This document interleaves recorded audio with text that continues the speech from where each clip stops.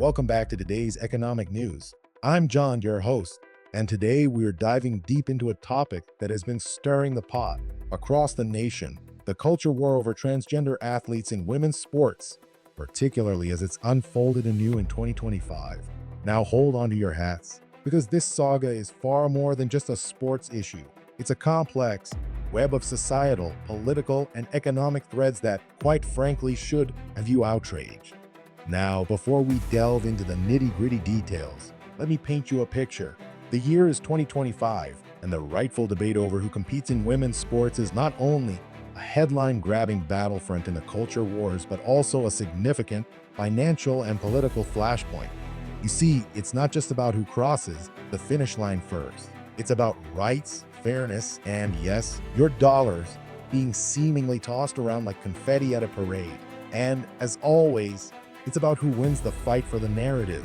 Remember, this isn't merely an isolated squabble, but a reflection of how far, or how tangibly backward, we have come concerning rights and identity issues in this country. Before we look at today's disaster, let's take a stroll down memory lane to understand how exactly we got here. It all started back in 1972 with the passage of Title IX, a landmark victory that prohibited gender discrimination in federally funded education.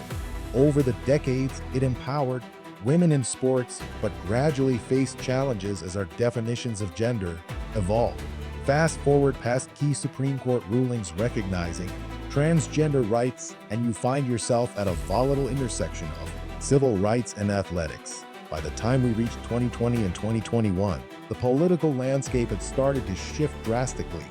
We saw the emergence of groups on either side of the debate, those advocating for gender inclusivity in sports and those defending traditional gender definitions. The result? A deeply polarized public. Fast forward to early 2025 under President Donald Trump's administration, the Save Women's Sports movement saw a federal endorsement shaking up the political narrative further. Trump's executive orders, including keeping men out of women's sports, banned biological males from participating in women's sports at federally funded institutions, sparking fierce debates and backlash. Now, the evidence and the numbers are where it gets interesting or infuriating, depending on your perspective. In a 2025 New York Times poll, a whopping 79% of 2,128 participants opposed trans athletes in women's sports. Here's the kicker: even 67% of identified Democrats among the 1,025 respondents felt the same way. To put this in perspective, that is nearly 4 out of 5 people across the political spectrum united in opposition.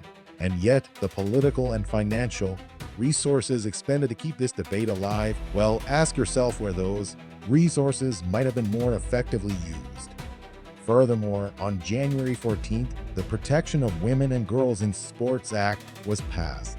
Meanwhile, $175 million in federal funds were frozen from the University of Pennsylvania as a direct consequence of noncompliance with newly enforced policies.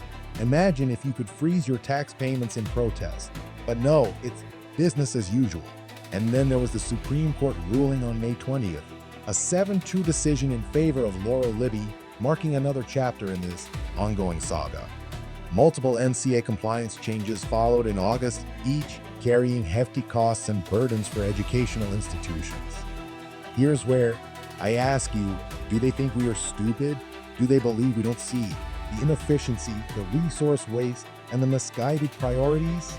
This, folks, is the reality of government overreach, inefficiency, and economic burden, all rolled out on the taxpayer's dime.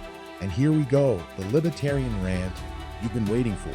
This war over women's sports is a greater struggle for personal liberties and against economic mismanagement. Consider the financial stakes in supporting policies seen as contrary to traditional fairness in sports. It's driving up educational costs, and who bears that burden? You do. The government's hasty actions showcase a notorious incompetence, failing to respect local legislative processes and worsening conflicts. It displays the government's futile attempts to micromanage complex social issues. Moreover, this battle reveals alarming governmental intrusion on citizens' freedom to openly discuss critical topics like gender policy. Each measure chips away at civil liberties under the guise of inclusivity. So here's the takeaway, folks. We've embarked on a journey riddled with conflict and misguided priorities, moving us away from fairness and toward bureaucracy-driven chaos. If you're as frustrated with paying for these fraught policies as I am, then it's time to voice your discontent more fervently. Finally, if you're tired of paying for their mistakes, hit subscribe. Let's stay informed and demand the governance we deserve. I'm John, and until next time, let's keep the conversation rational and impactful.